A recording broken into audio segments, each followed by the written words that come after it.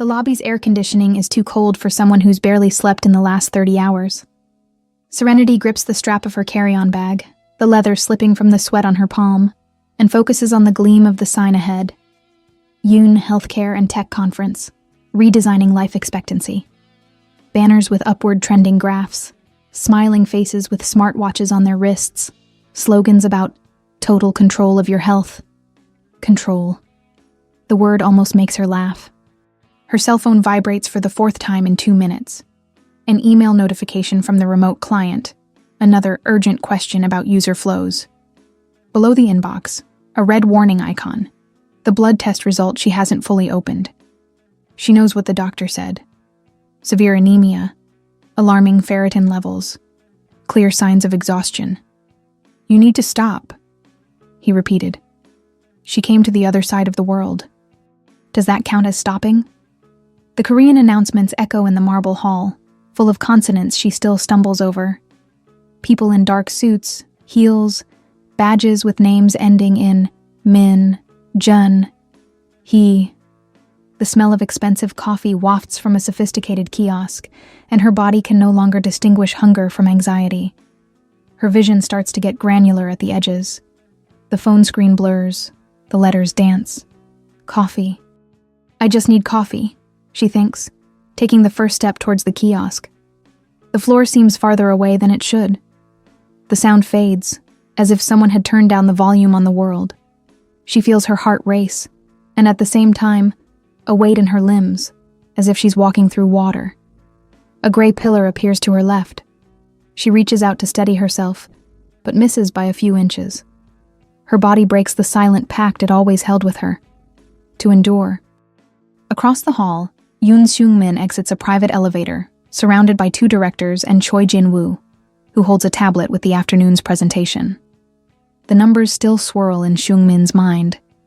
Adoption forecasts for the new app, percentages of cardiovascular risk reduction, profit margins in emerging markets. He barely sees people. He sees flows. Until a strange movement invades the corner of his eye. A body that doesn't just move, it falls. A suitcase that slides and spins on the marble. A phone that slips and rotates in the air before hitting the floor. Curly hair in slow-motion descent, like a slow-motion film. A breath caught in the throat of someone passing out. Seung-min reacts before he thinks. He drops the tablet, ignores the director's call next to him, crosses the space in 3 long strides. The sound of his own shoe echoes loudly. The world narrows. His fingers reach Serenity's arm a second before she hits her head. Her entire body collapses against his chest, warm and heavy. Her perfume is discreet, a hint of citrus and something sweet. Her hair brushes the fine fabric of his suit. Her face, unconscious, rests for an instant in the curve of his shoulder. Time, which always fit into spreadsheets and schedules, fails. When was the last time someone fell apart in front of him? And he actually cared. Seung-min's gaze meets Jin-woo's over Serenity's shoulder. Without hesitation, his voice comes out low but sharp. Call the building doctor. Now. Cancel everything. She's going to the hospital with us. It's not the CEO speaking. It's a man whose order seems, for the first time, not to fit into any KPI. And he still has no idea that, in that instant, he didn't just save a stranger's body. He changed the axis of his entire life. Can, if you've ever wondered what happens when someone's fall becomes the moment everything shifts, when a stranger's collapse forces a man to confront the cracks in his own world, then stay with us. Subscribe to hear more stories like this, where human connection rewrites even the most carefully controlled lives. The private elevator smells like leather and glass cleaner. Serenity's eyes flutter open halfway, enough to register ceiling lights sliding past her vision in a rhythmic pulse. Her head is tilted back against something firm, a shoulder, she realizes. A man's shoulder. The fabric under her cheek is expensive, smooth. There's a faint scent of cedar and something metallic, like ink on paper. Don't move yet, a voice says in English, accented but clear. Low. Clinical. We're almost there. She tries to sit up anyway, instinct overriding logic. Her body doesn't cooperate. Her limbs feel distant, Borrowed. I said don't move. Firmer this time. The elevator doors open onto a pristine white corridor. A woman in scrubs rushes forward with a wheelchair. Serenity's brain catches up enough to recognize the situation. She's being carried. By someone. By him. I can walk. She manages, voice hoarse. No, you can't. He lowers her into the wheelchair with surprising gentleness, his hands steadying her shoulders until she's seated.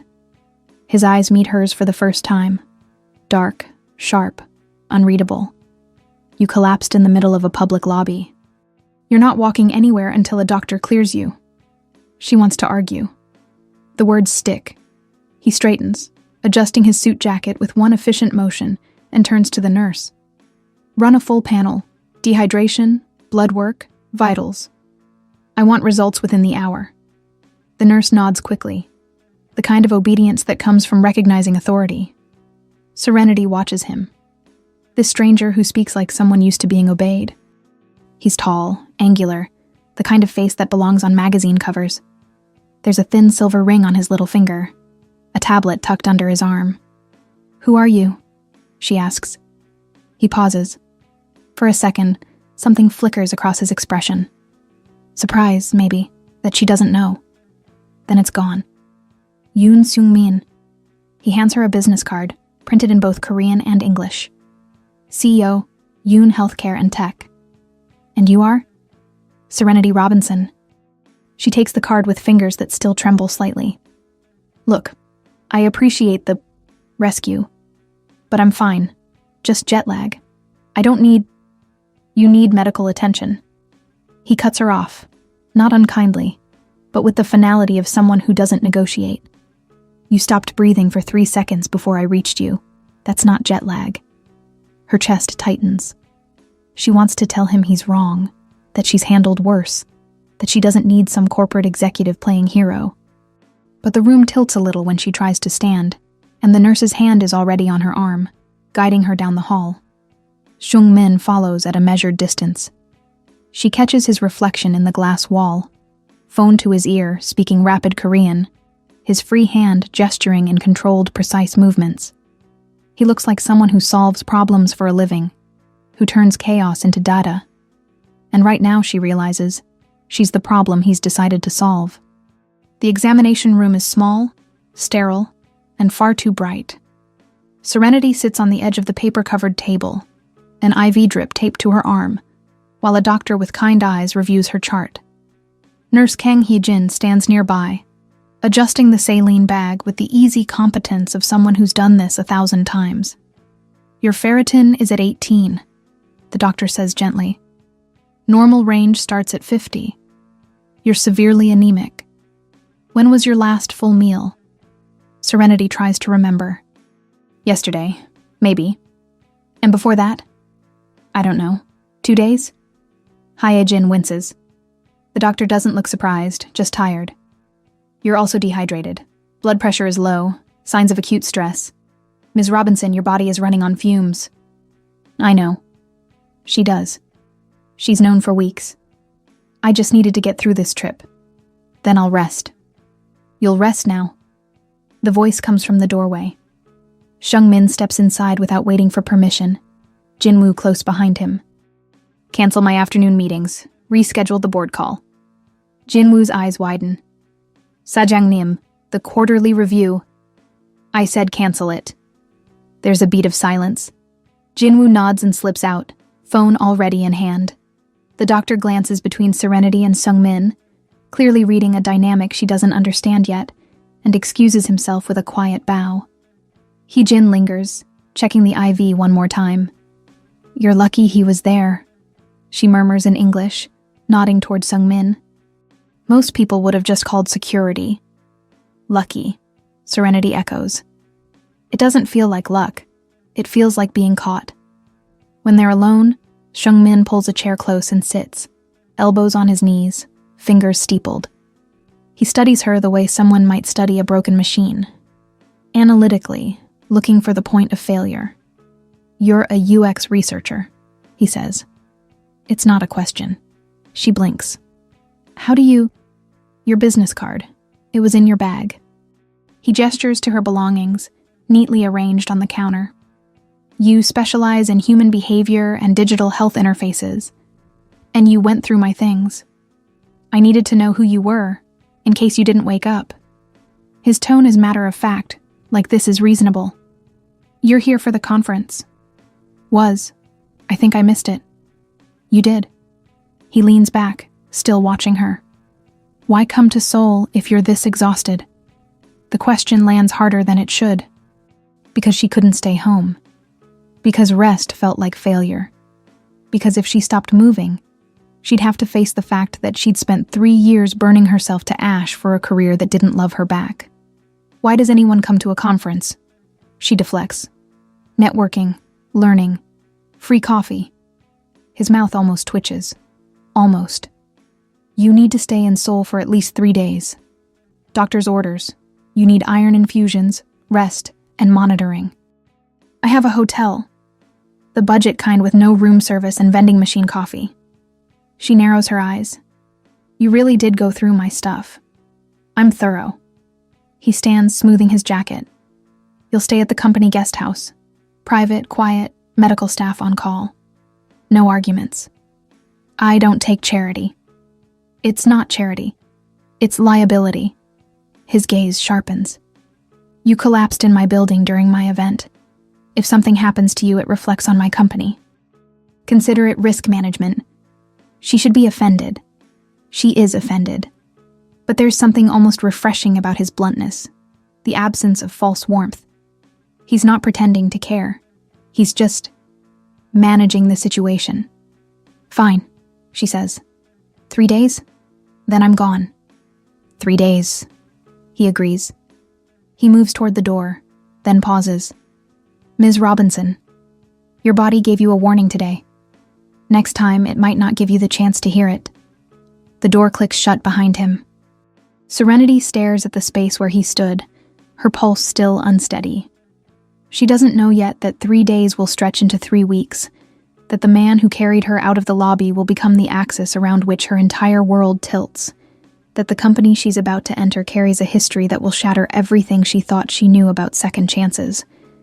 All she knows is that her body betrayed her in front of a stranger. And for some reason, he didn't look away. The guest house is nothing like Serenity expected.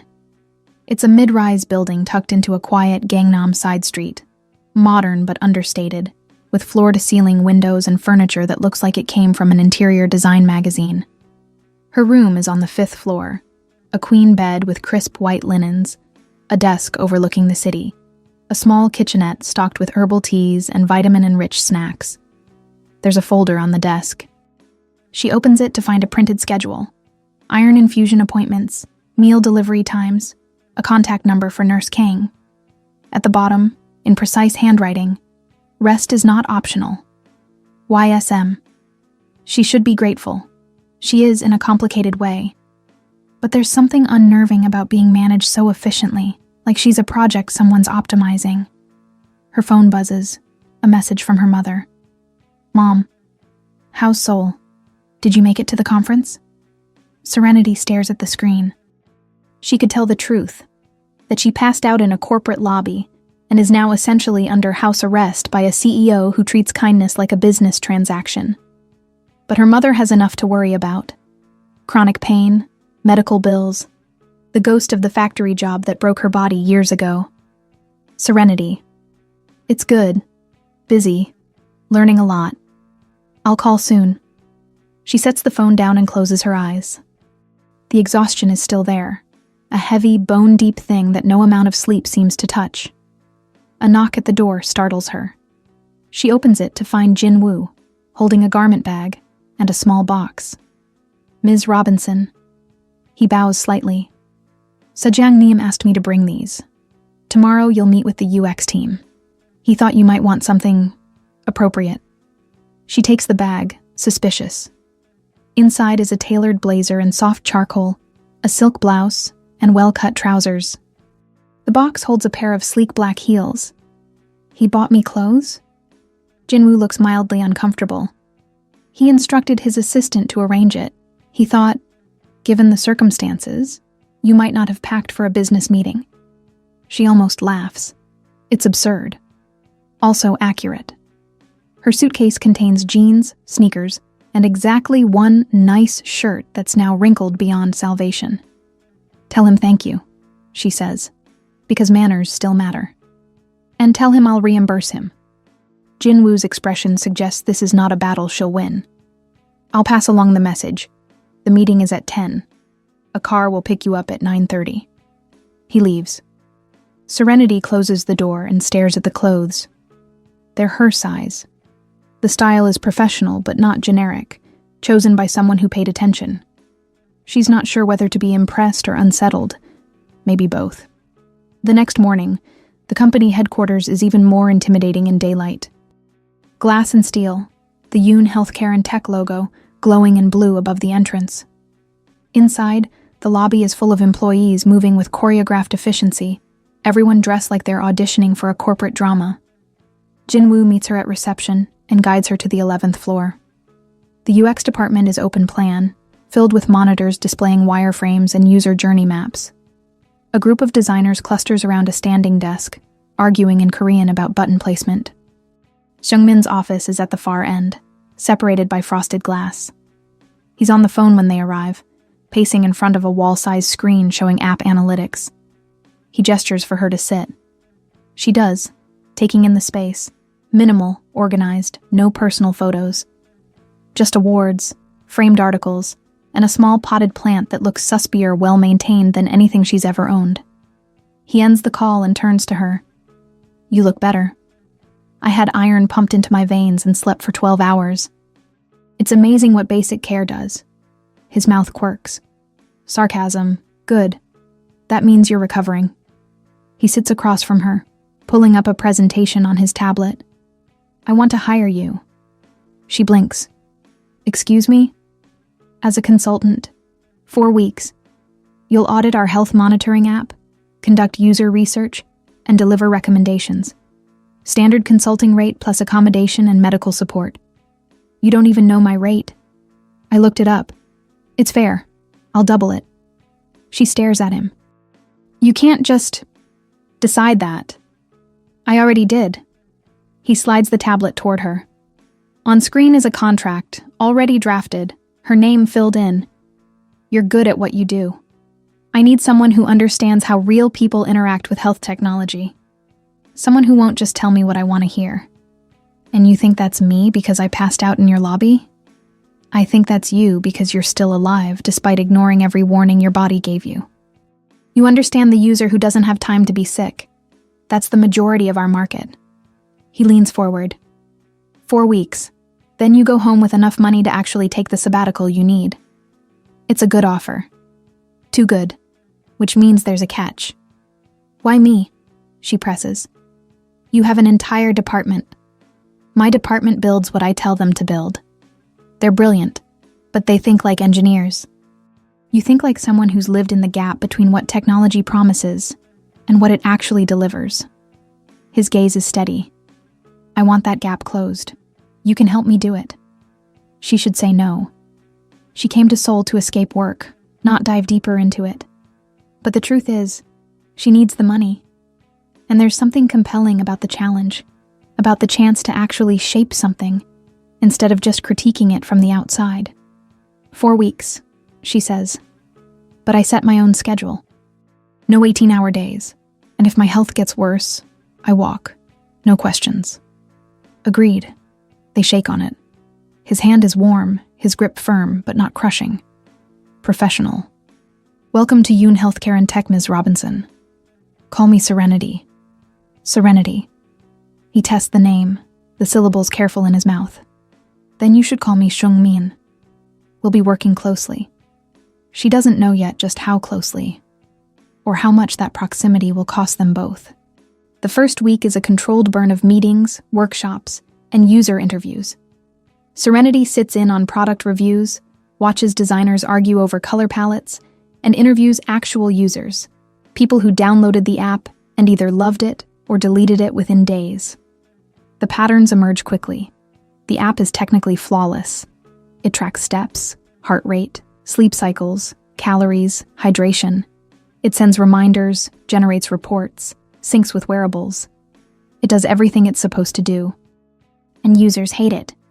Not all of them, but enough. The complaints are consistent. It's cold, clinical, exhausting. It feels like a boss monitoring their every move. One user, a young mother, tells Serenity, "I downloaded it to feel healthier. Instead, I felt guilty every time I looked at my phone." Another, an office worker, says, "It kept telling me to drink water. I know I should drink water. But when you're in back-to-back meetings, a notification doesn't help. It just reminds you that you're failing." Serenity takes notes, her mind already sketching solutions. The app needs warmth, empathy.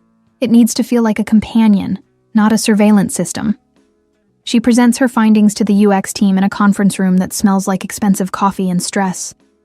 Han Ji-ho sits at the head of the table, arms crossed, his expression skeptical. "So your solution," he says slowly, "is to make the app nicer?" "My solution is to make it human," Serenity corrects. "Right now, it speaks to users like their data points. You have not met your step goal." That's accurate. It's also demoralizing. What if instead it said, "Today was a busy day. Want to try a 5-minute walk to reset?" Ji-ho frowns. That's subjective. How does the app know it was a busy day?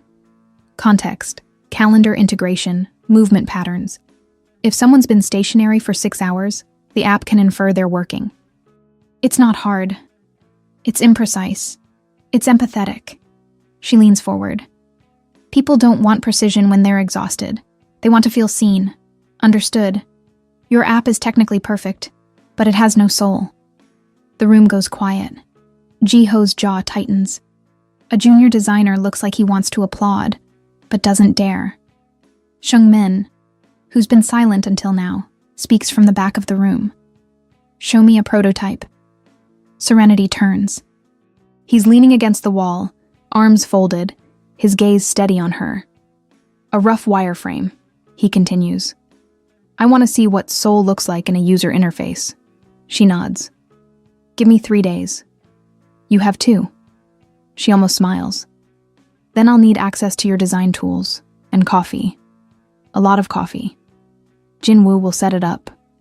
Shung-min straightens, addressing the room. "Everyone here will support Ms. Robinson's work. If she needs resources, provide them. If she needs data, pull it. This is priority 1. Ji-ho opens his mouth, then closes it. Serenity catches the look he throws her, part resentment, part curiosity. She's disrupted his carefully built system. She's either about to prove him wrong or make them both look foolish. She has 2 days to figure out which. That night, she works late in a small office the company set up for her. The design software is intuitive, and she loses herself in the flow, reworking notification language, sketching new interface elements, adding micro-interactions that feel encouraging rather than judgmental. At some point, the door opens. She glances up to find Shung-min standing there, jacket off, sleeves rolled up, looking more human than she's ever seen him. "It's past midnight," he says. "Is it?" She checks her phone. 12:47 a.m. "Oh, you're supposed to be resting." "I'm supposed to be delivering a prototype in 2 days. You don't get both." He steps inside, closing the door behind him. "Show me what you have so far." She hesitates, then turns the monitor toward him. He leans in, studying the screen. She's redesigned the home dashboard. Warmer colors, softer language, a progress wheel that fills gradually instead of flashing red when goals aren't met. "It's gentler," he observes. "It's human." He scrolls through the wireframes, silent. She watches his face, trying to read him. He's hard to decipher, all sharp lines and controlled expressions. But there's a faint crease between his brows, the kind that appears when someone's thinking deeply. "You changed the failure state," he says finally. "There is no failure state anymore, just progress and room to grow. Nobody wakes up wanting to fail. The app shouldn't reinforce that feeling. My board will say it's too soft, that it won't drive engagement." "Your board isn't your user." She crosses her arms. "You hired me to tell you the truth. Here it is. Your app is brilliantly built and emotionally tone-deaf. It's a mirror that only shows people what they're doing wrong. No one wants to look in that mirror. He's quiet for a long moment. Then, unexpectedly, he smiles. It's small, barely there, but real. You don't hold back, do you? Would you prefer I did? No. He straightens, sliding his hands into his pockets. Finish the prototype. I'll present it to the board myself. You will? It's my company, and you're right. The admission surprises her. Men like him, powerful, successful, used to being obeyed, don't usually admit when someone else is right, especially not someone they just met. Thank you, she says, and means it. He nods and turns to leave, then pauses at the door. Serenity. Go to sleep after this. You're no good to anyone if you collapse again. Is that the CEO talking or the guy who caught me in a lobby? He glances back, something unreadable in his eyes. Both. The door clicks shut. Serenity stares at the screen, her pulse unsteady for reasons that have nothing to do with anemia.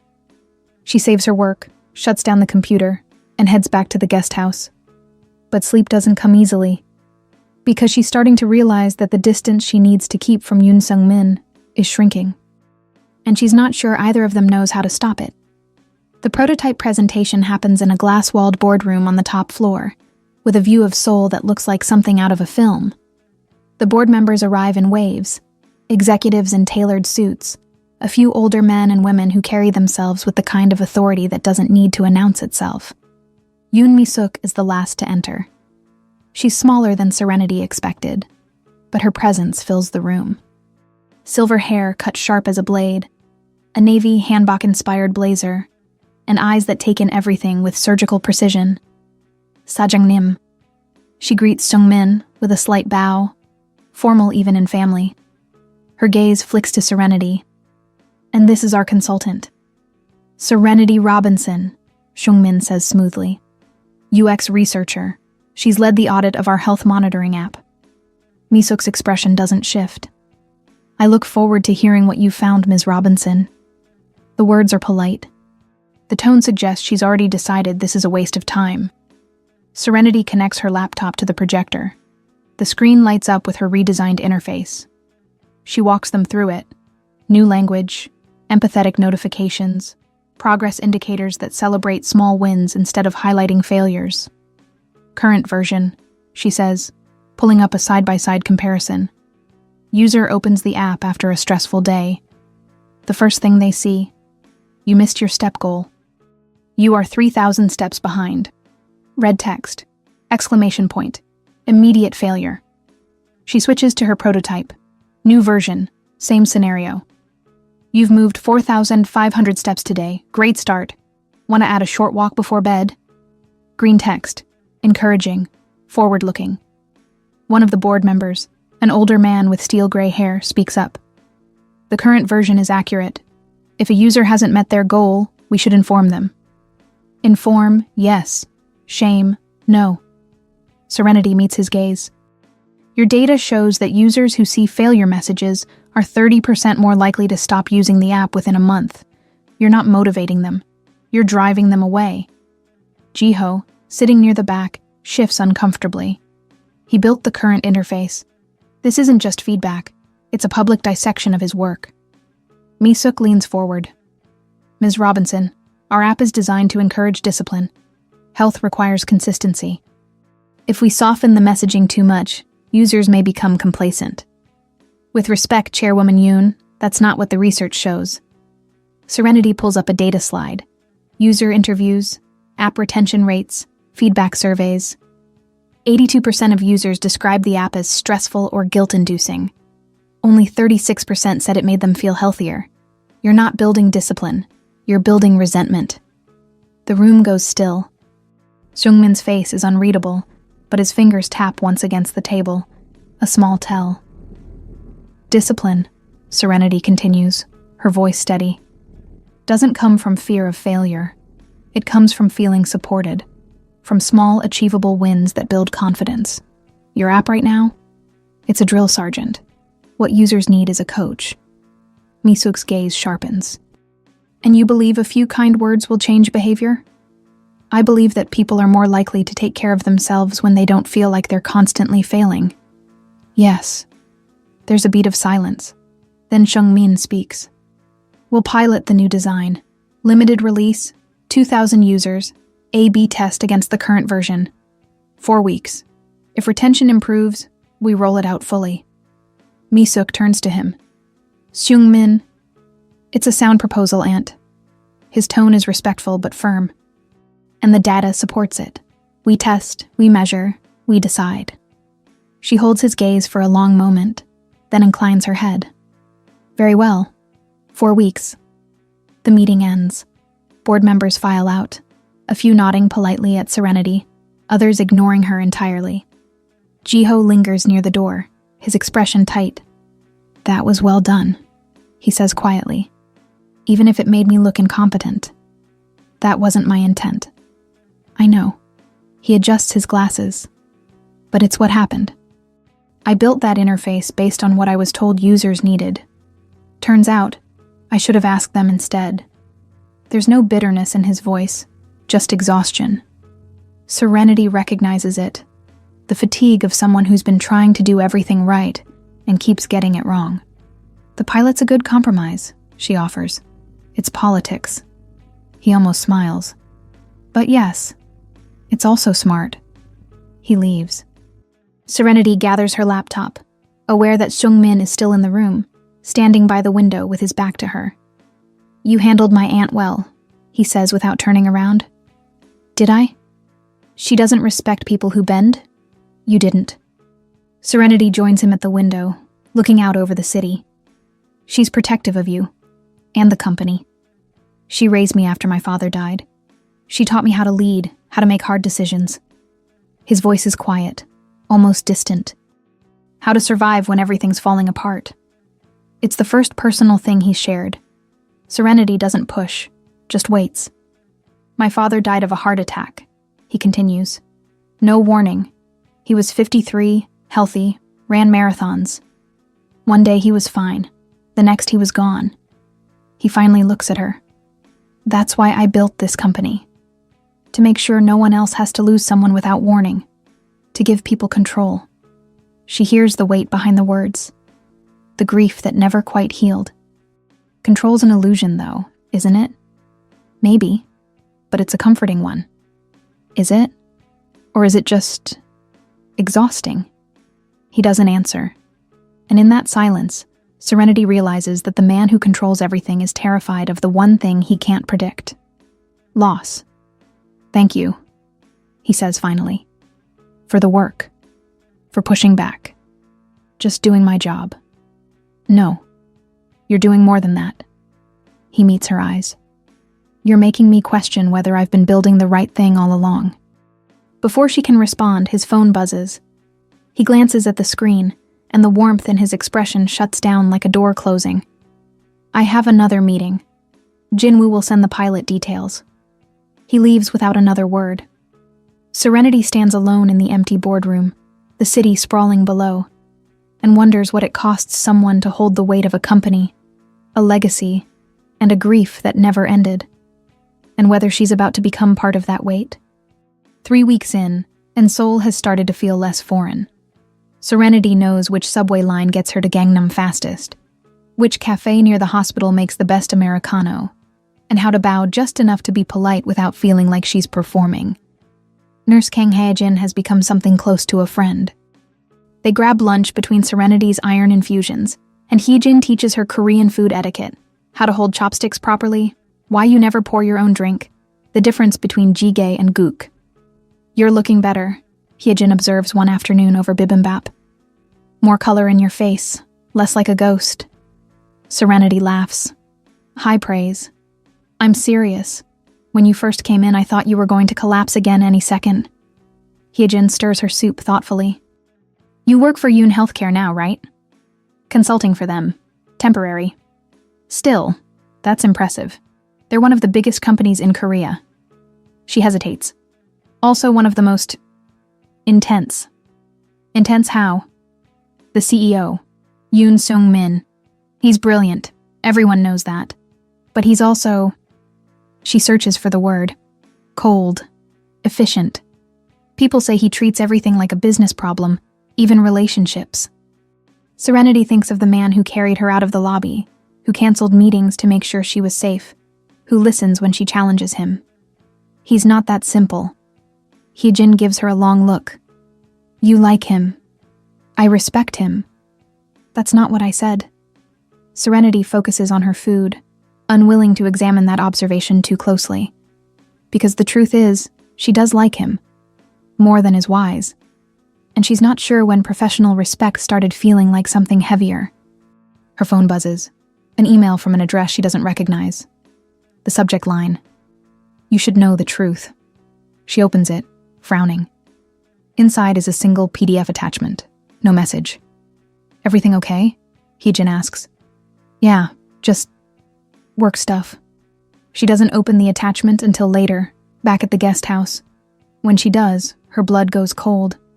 It's a corporate document, stamped and official. Restructuring Plan 2011, Factory Operations Division. Pages and pages of organizational charts, cost projections, and employee impact assessments. At the bottom of page 12, a list of facilities slated for closure. One of them is in North Carolina, the textile factory where her mother worked for 15 years. Serenity's hands shake as she scrolls. The document is clinical, full of euphemisms. Workforce optimization, redundancy elimination, operational efficiency gains. What it means, in plain language, mass layoffs, minimal severance, families thrown into chaos. Her mother never talked much about losing that job. Just that one day, the factory was there. The next, it wasn't. She was 47, with no college degree and a daughter to support. She worked 3 part-time jobs for 2 years until her body gave out. Chronic pain, stress-induced illness, medical debt that still hasn't fully cleared. And at the bottom of the restructuring plan, in the signature block, approved by Yoon Sung-min, executive director. The date is from 2011. He would have been 25. Young, newly in power, trying to prove himself. He signed the order that destroyed her mother's life. Serenity closes the laptop. Her chest is tight, her breath shallow. She wants to scream, to throw something, to demand answers. Instead, she sits in silence, staring at the city lights outside her window, and tries to reconcile 2 truths. The man who caught her when she fell. The man who pulled the rug out from under her family. And she doesn't know which one is real. She doesn't confront him immediately. She needs time to think, to decide whether this changes everything or nothing. The pilot launch goes live. Early data is promising. User retention is up. Feedback is positive. Jiho grudgingly admits that the empathetic interface might actually work. Seung-min schedules a follow-up meeting to discuss scaling the redesign. Serenity attends, professional and composed, and doesn't mention the document. Not yet. But it's there, a weight between them, invisible and heavy. After the meeting, Seung-min asks if she has dinner plans. No, she says, cautious. There's a place I want to show you, quiet, good food, no business talk. She should say no. She should keep the distance that's rapidly collapsing. But she's tired of fighting her own instincts, so she says yes. The restaurant is tucked into a narrow street in Itaewon, small and warm, with low tables and paper lanterns. Seung-min orders for both of them. Galbi, banchan, a bottle of soju that the server pours into tiny glasses. You don't drink at business meetings, Serenity observes. This isn't a business meeting. Then what is it? He considers. A thank you for the work you've done, and for... He pauses, choosing words carefully. For making me see things differently. She takes a sip of soju. It burns, bright and sharp. You don't strike me as someone who changes his mind often. I don't. Which is why it matters when I do. The food arrives, and they eat in comfortable near silence.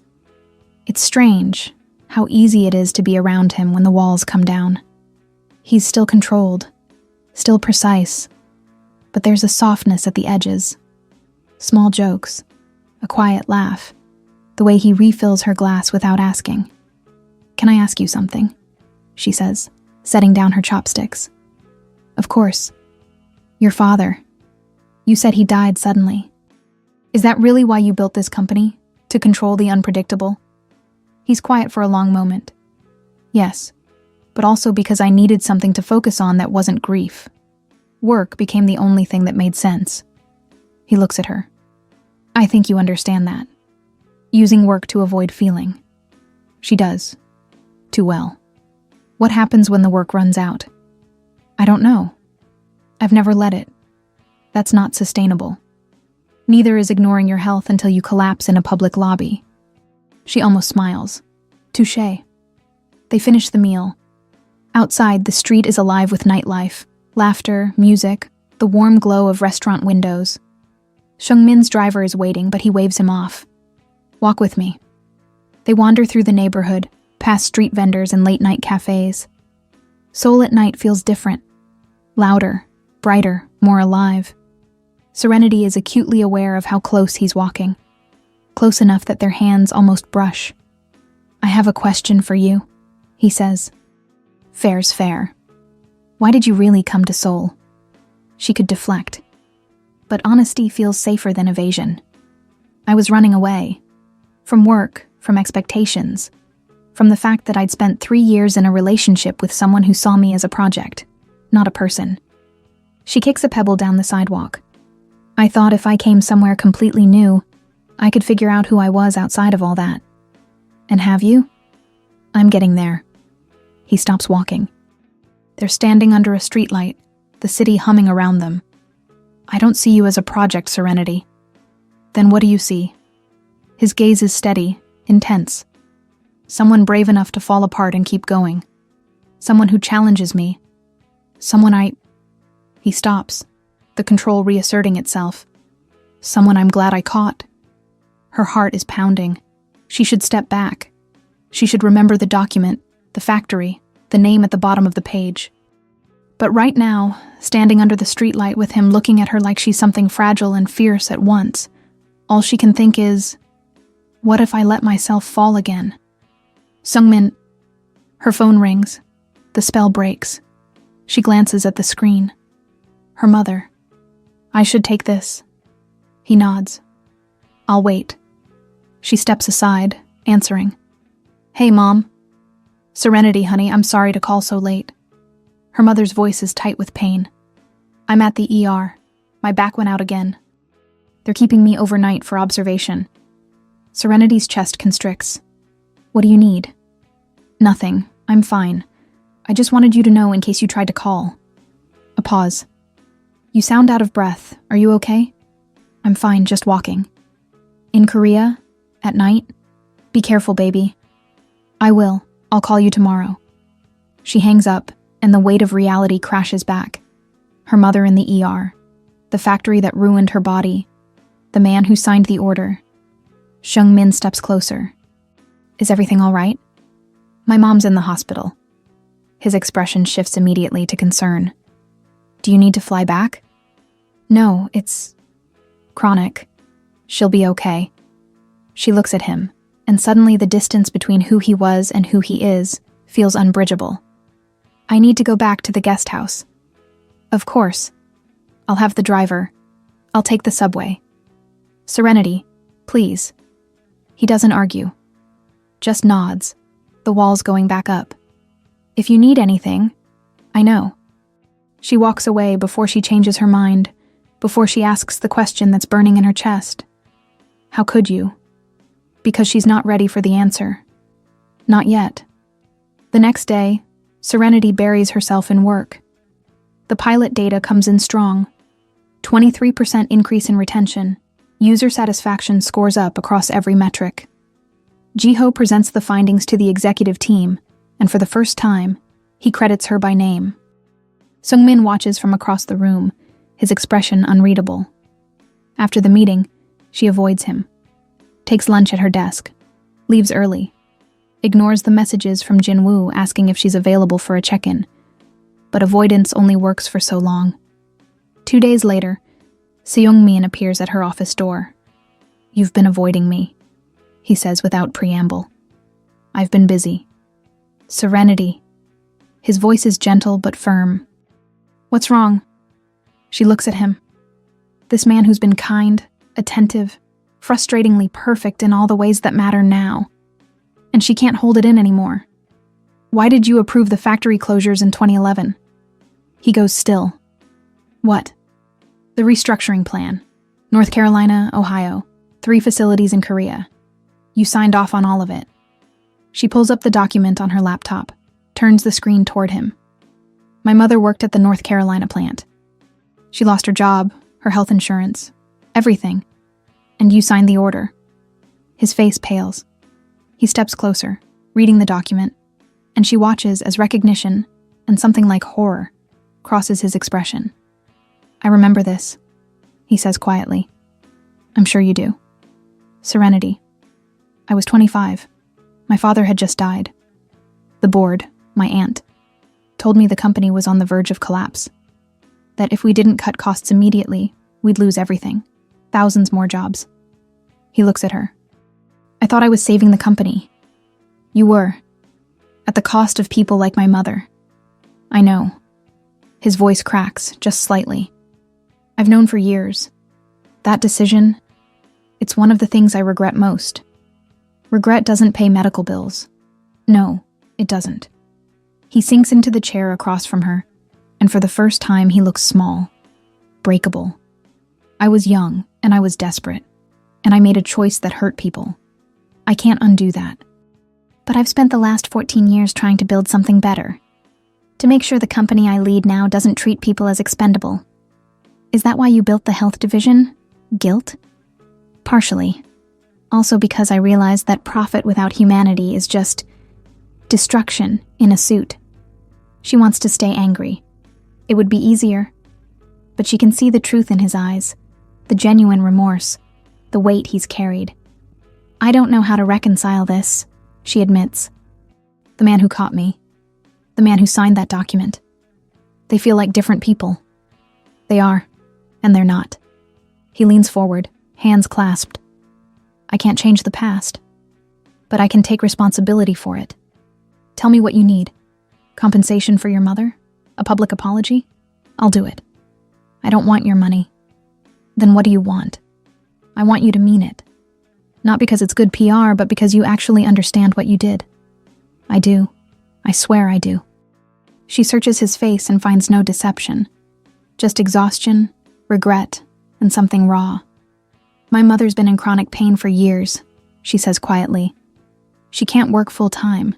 She's drowning in medical debt, and she never complains because she thinks that's just how life is. That she doesn't deserve better. She does. And so do all the others. He stands. I'm going to reopen the case, publicly. Offer reparations to every affected employee. It won't erase what happened, but it's a start. Your board will fight you. Let them. She almost believes him. Almost. Why now? She asks. Why not years ago? Because years ago I didn't have someone forcing me to look in the mirror. His gaze holds hers. You made me see it. The gap between what I thought I was building and what I actually built. I can't unsee it now.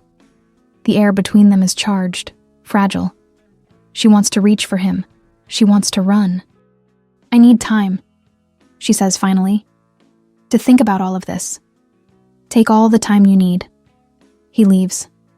Serenity sits alone in the quiet office, her heart a knot of anger and confusion, and something dangerously close to hope. Because if he means it, if he actually follows through, maybe the man who caught her and the man who signed that document can become the man who makes things right. But she's not sure yet if she can trust him, or if she even wants to. The message comes 2 days later, from a reporter at The Seoul Standard, a woman named Park Min-ji. Min-ji Park, Ms. Robinson, I'm investigating Yoon Healthcare and Tech's labor practices from 2010-2012. I understand your mother was employed at one of the affected facilities. I'd like to speak with you. Confidentially. Serenity stares at the message. She doesn't know how the reporter got her contact, but it's not hard to guess. Corporate leaks, public records, a little digging. She doesn't respond immediately. Instead, she calls her mother. Hey, baby. Her mom sounds tired but stable. How's Seoul? Complicated. Serenity takes a breath. Mom, do you remember the factory? The one that closed in 2011? A long pause. Of course I do. Why? The company that owned it. Do you remember the name? It was some Korean conglomerate. I don't remember exactly. Why are you asking? Because I'm working for them. Or I was. Another pause, longer this time. Serenity. I didn't know when I took the job. I just found out. Her mother sighs, and the sound is heavy with old pain. What are you going to do? I don't know. A journalist wants to talk to me about what happened back then. And you're thinking about it. Shouldn't I? They hurt you. They hurt a lot of people. They did. And I'm not saying forgive them. But baby, you need to be careful. These companies have power. If you go public. I know. Do you? Because once you're part of a story like this, you can't take it back. Serenity closes her eyes. Her mother's right. But so is the anger that's been simmering since she saw that document. I'll think about it, she promises. I won't do anything rash. Good. And Serenity? Whatever you decide, I'm proud of you. The words settle warm in her chest. Thanks, Mom. She hangs up and stares at the journalist's message. Then slowly she types a response. Serenity. I'm willing to talk, but off the record for now. The reply comes within minutes. Minji Park. Agreed. Coffee tomorrow? I know a place in Ida 1.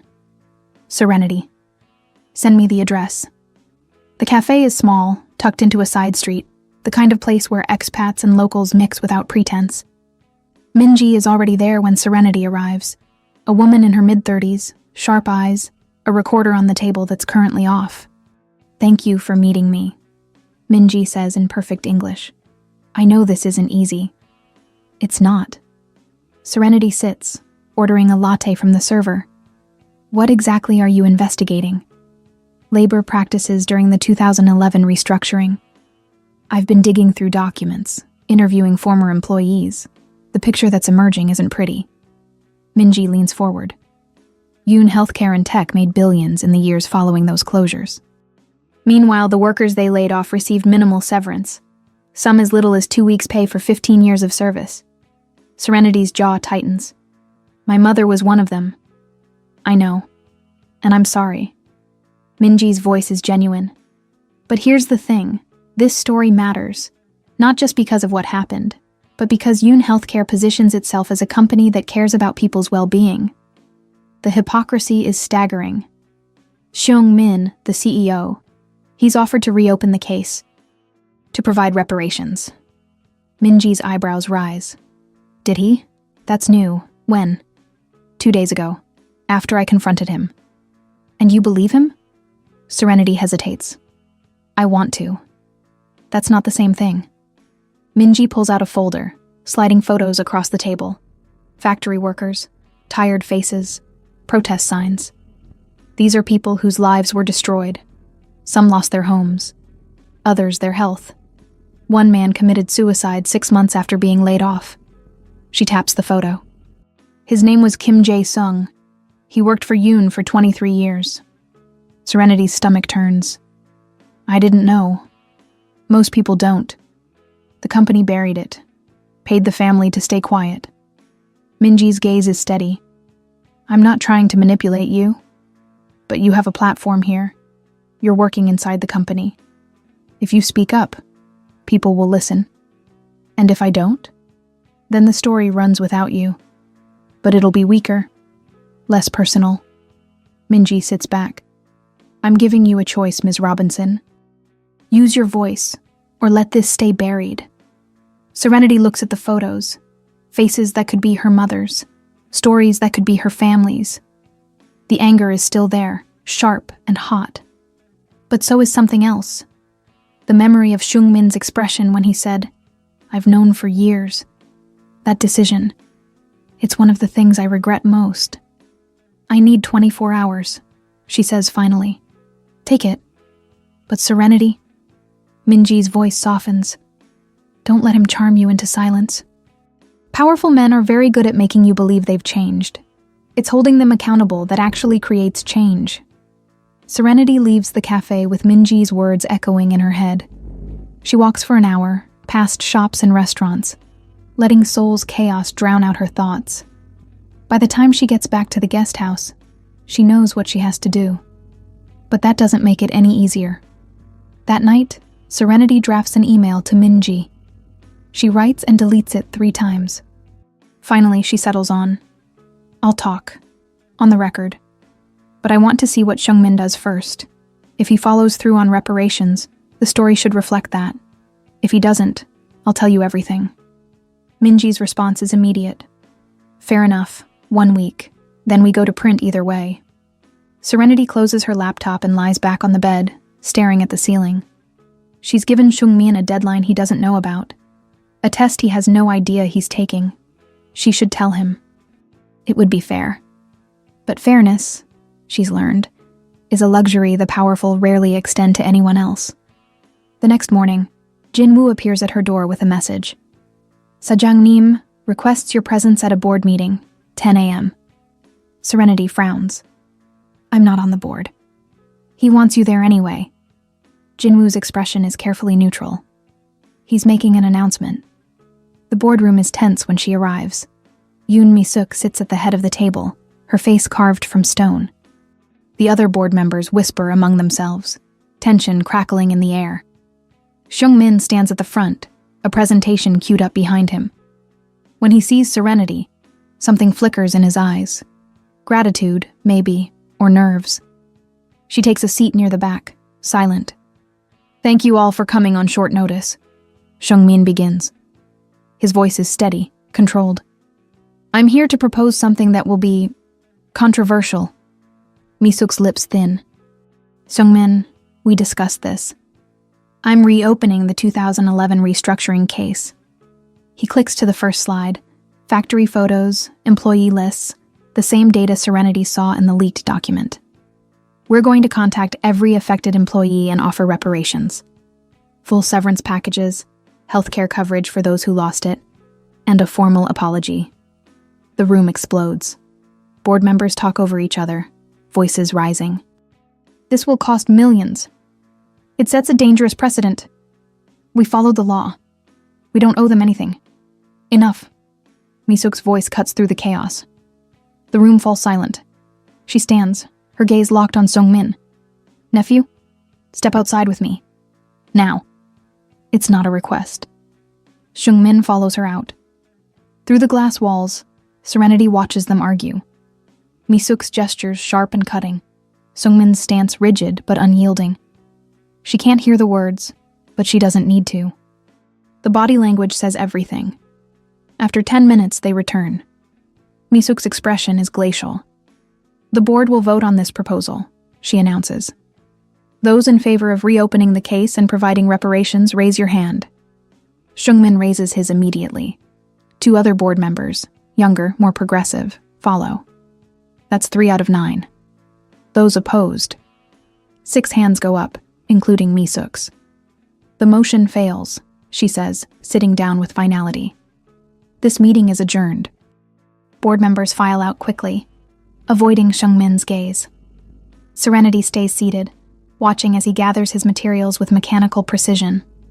His face is blank, but his hands shake slightly. When the room is empty except for the 2 of them, she speaks. "You tried. I failed." He doesn't look at her.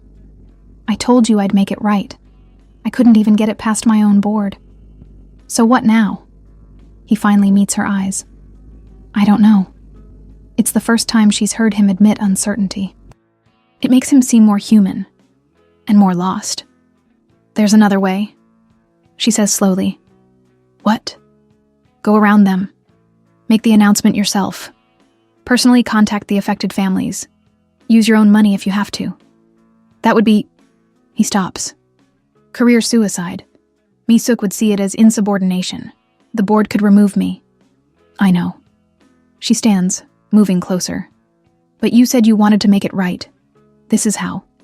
Not through boardroom votes and corporate policy, through direct action." One person to another. He's silent for a long time.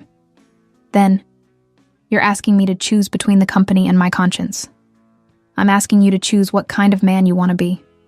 His jaw tightens. "If I do this, I lose everything I've built. Maybe, or maybe you build something better." She can see the war happening behind his eyes. Duty versus morality, control versus courage. She doesn't push. This has to be his choice. Finally, he nods. "I'll need a list of names, addresses. Every person affected by that restructuring. Jinwoo can pull it. And I'll need someone to help me reach out to them. Someone who understands what they went through." He looks at her. "Will you help me?" It's a risk. If she says yes, she's tied to whatever happens next. The backlash, the consequences, the potential failure. But it's also a chance to actually make a difference instead of just bearing witness to injustice. "Yes," she says. "I'll help you." Something shifts in his expression. Relief, gratitude, and something deeper. "Thank you. Don't thank me yet. This is going to get ugly." "I know." He almost smiles.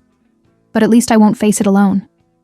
And in that moment, despite everything, the anger, the betrayal, the impossible situation they're in, Serenity realizes she's made a choice too. Not to trust him completely, not yet, but to believe that people can change. That the man who caught her in the lobby might become the man who stands up for the people he hurt, even if it costs him everything. Jinwoo delivers the list 2 days later.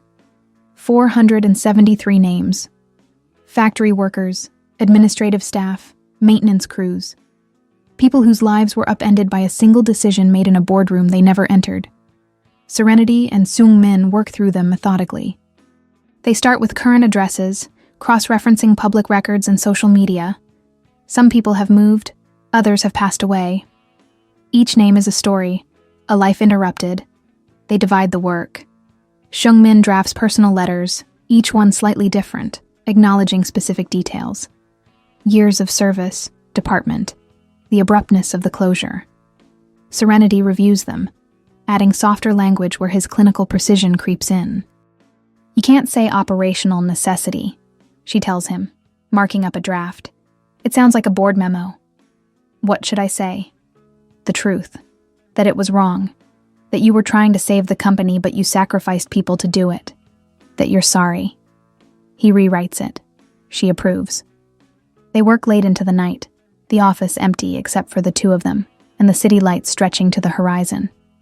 At some point, Jinwoo brings food, simple kimbap and tea. They eat in silence, the weight of what they're doing settling over them.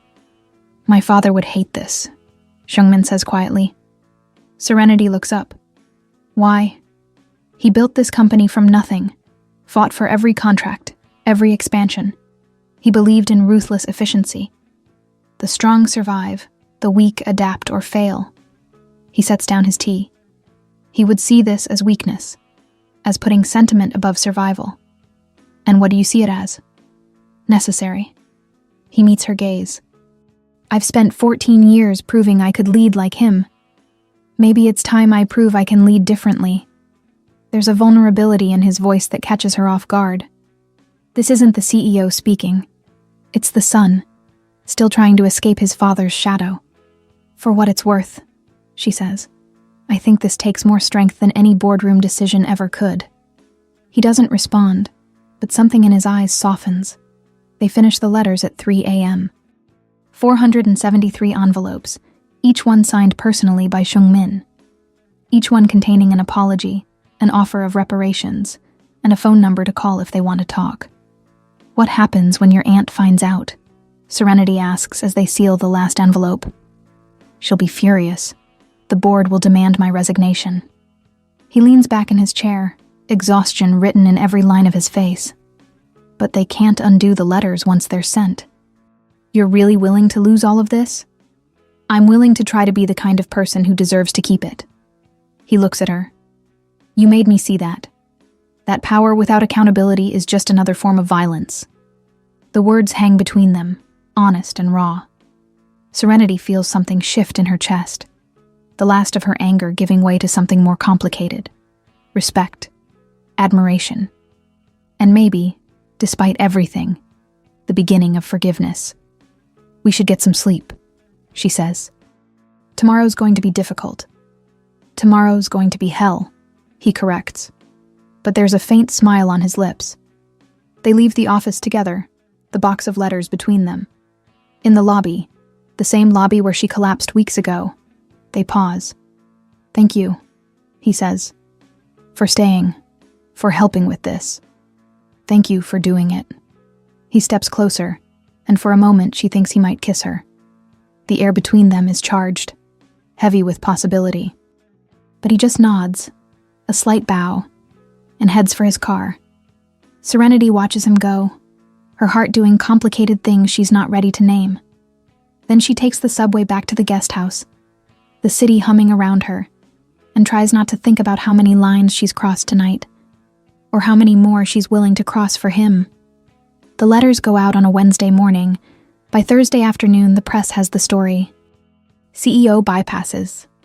Board to offer reparations to former employees, reads the headline in the Seoul Standard. Minji's article is thorough, balanced, and devastating.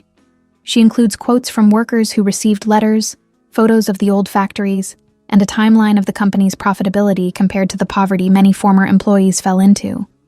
She also includes a statement from Serenity, carefully worded, "I believe in accountability. Yoon Seung-min is trying to do the right thing, even at great personal cost. That matters."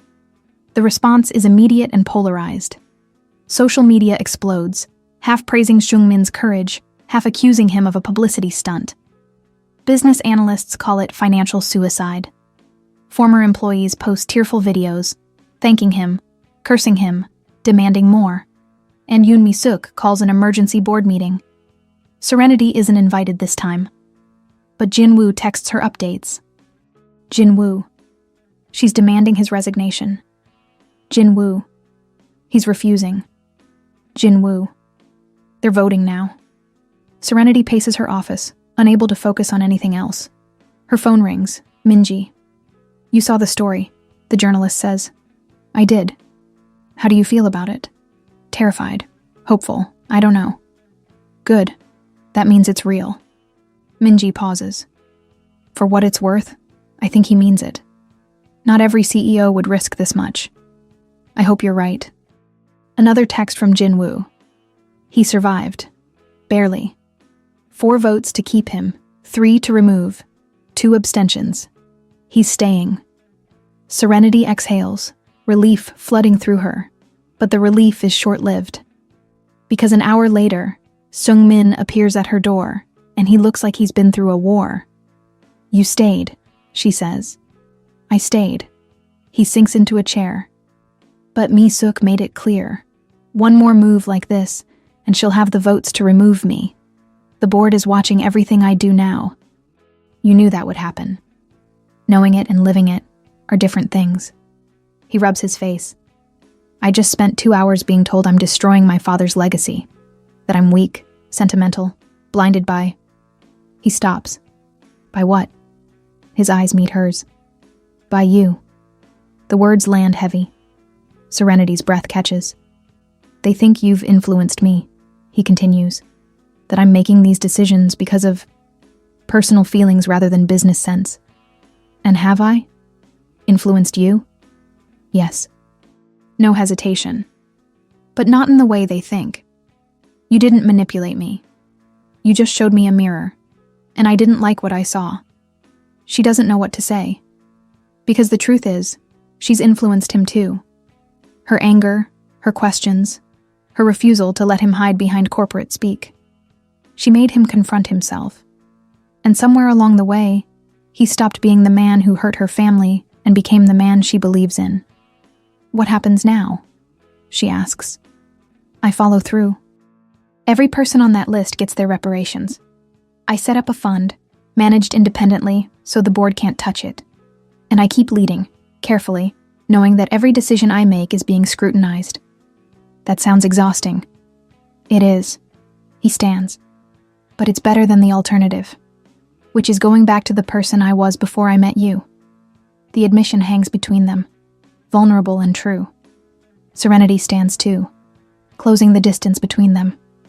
I'm still angry, she says quietly, at what happened to my mom, at the fact that it took me showing up for you to actually do something. You should be. But I also see you trying, really trying. And that matters. His hand reaches for hers, tentative. She lets him take it. His fingers are warm, steady despite everything. I don't know how this ends, he says. The board, the press, us. But I know I don't want to do this alone. You're not alone. And this time, when he leans in, she doesn't pull away. His lips brush hers, soft and questioning. She answers by kissing him back, slow and deliberate, a choice made with open eyes. When they break apart, the city is dark outside the window, soul glittering like scattered stars. And for the first time in weeks, Serenity feels like she's exactly where she's supposed to be, even if it's the most complicated place she's ever stood. The news cycle doesn't slow down. If anything, it intensifies. Every day brings new interviews, new op-eds, new debates about corporate responsibility and whether Seung-min's actions are genuine or performative. Serenity becomes part of the story, whether she wants to be or not. Her name appears in articles. Reporters reach out. Someone digs up her LinkedIn, her old portfolio, photos from conferences she attended years ago. Foreign Consultant Influence's Korean CEO reads one particularly invasive headline, accompanied by a photo of her and Seung-min leaving the office late one night. Hye-jin texts her, "Are you okay? This is intense." Serenity. Define okay. Hye-jin. Fair point. Coffee later. Serenity. Please. They meet at their usual cafe, and Hye-jin slides a pastry across the table before Serenity can protest. You look like you haven't eaten in days. I've been busy. You've been spiraling. Hye-jin's tone is gentle but firm. I've seen this before.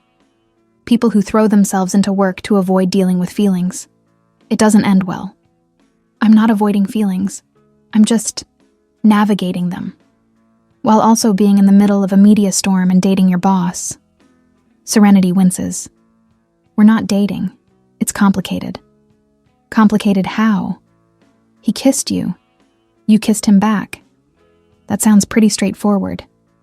It's not. Because he's still the person who signed the order that hurt my mom.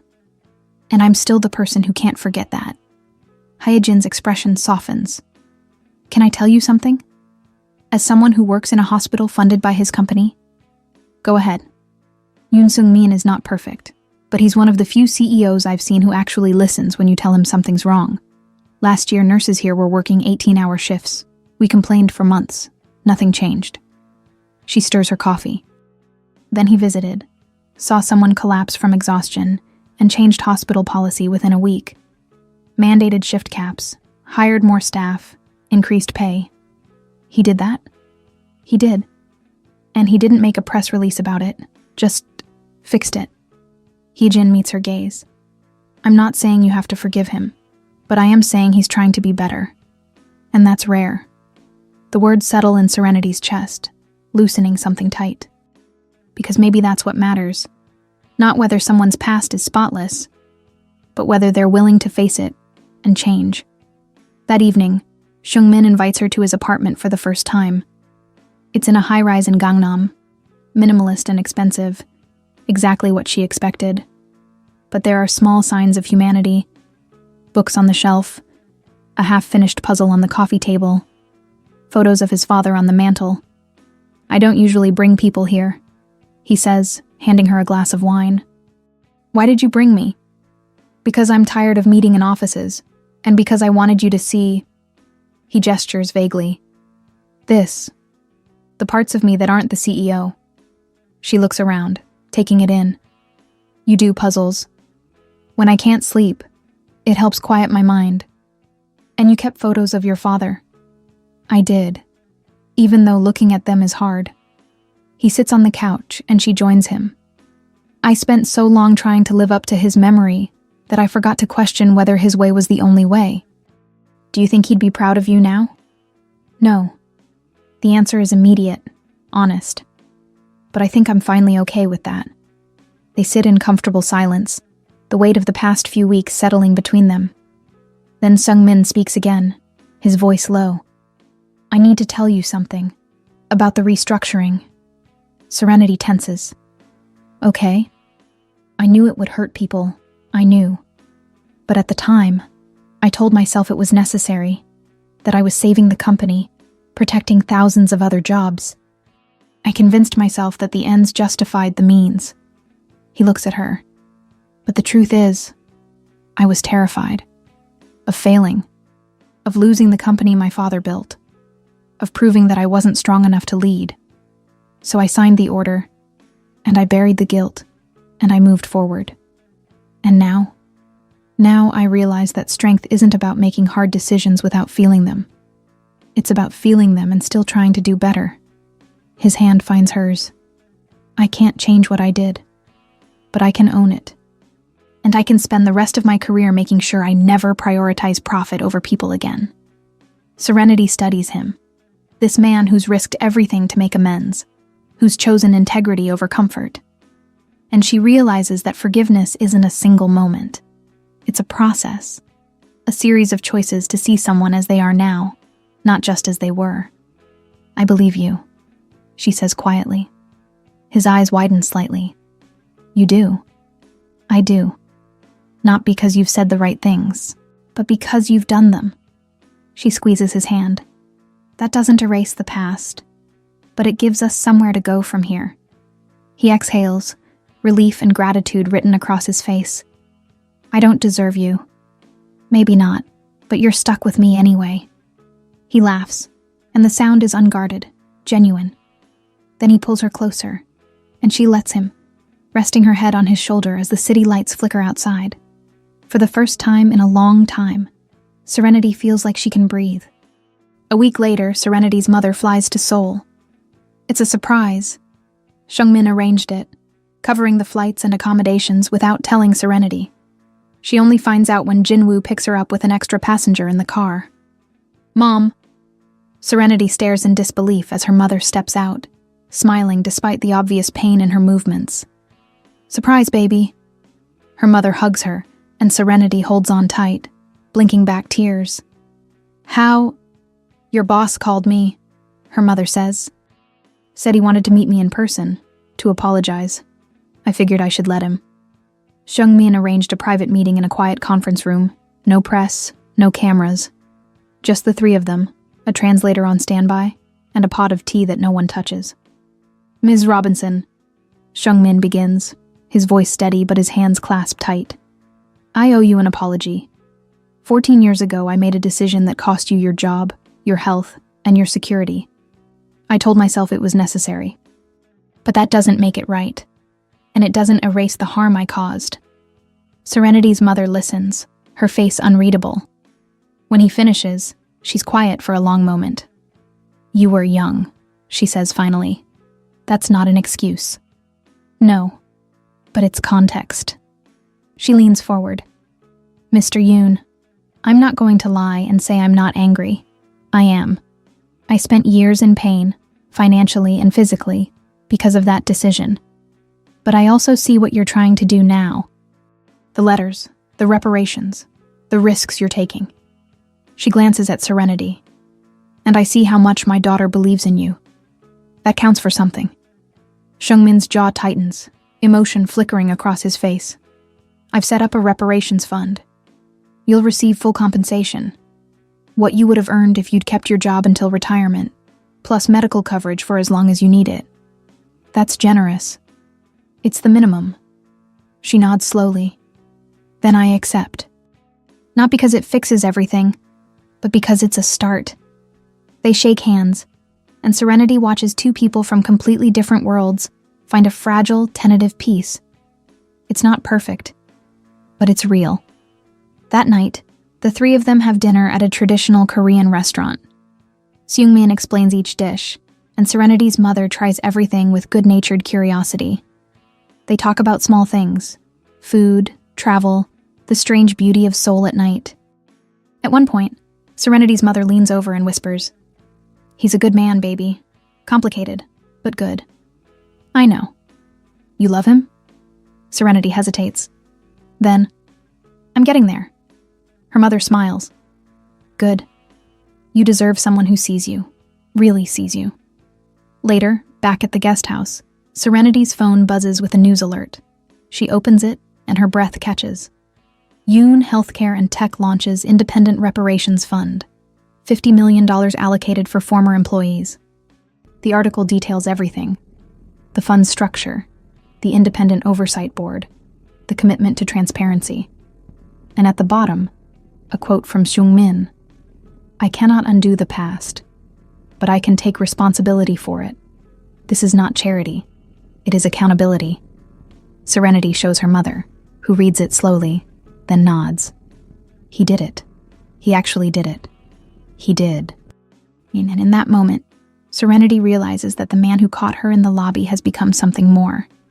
Someone who doesn't just promise change, but delivers it, no matter the cost. Someone worth believing in. The press conference is scheduled for a Wednesday afternoon in the main auditorium of Yoon Healthcare and Tech headquarters. Journalists pack the room, local media, international outlets, bloggers, and activists. Cameras line the back wall. The air hums with anticipation and skepticism. Seung-min stands at the podium, Serenity seated off to the side with Jin-woo. He's dressed simply, dark suit, no flashy accessories, his expression serious. Behind him, a screen displays the Yoon logo alongside photos of the old factories. Thank you all for coming, he begins. His voice is calm, but Serenity can see the tension in his shoulders. I'm here today to address decisions I made 14 years ago. Decisions that harmed hundreds of people and their families. He doesn't sugarcoat it. He walks through the restructuring, the timelines, the layoffs, the minimal severance. He shows graphs comparing company profits to the financial devastation experienced by former employees. He names names, including Kim Jae-sung, the man who died by suicide. I was 25, he continues. I was desperate to prove I could lead. And I made choices that prioritized the company's survival over the people who built it. I cannot undo those choices, but I can take responsibility for them. He announces the reparations fund in detail. How much, who's eligible, the independent oversight structure. He invites former employees to come forward, promises transparency, and opens the floor to questions. The questions are brutal. Isn't this just a PR move? How do we know you won't do the same thing again? Do you expect us to believe you suddenly care about workers after 14 years? Seung-min answers each one directly, without deflection.